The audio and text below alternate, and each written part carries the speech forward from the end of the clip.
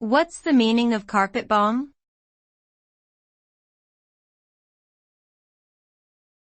Carpet bomb.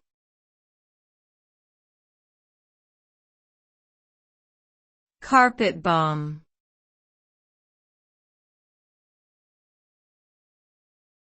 Carpet bomb.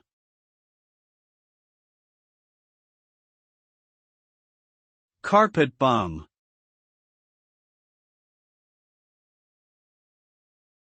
The term carpet bomb is typically used in a military context to describe a strategy of indiscriminate bombing over a wide area.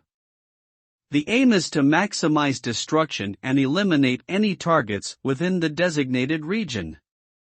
The result of carpet bombing can be devastating, leaving large swaths of land in ruins, causing significant loss of life and displacement of people. The impact can be felt long after the bombings have ceased, with the destruction of infrastructure making it difficult for people to carry out their daily lives.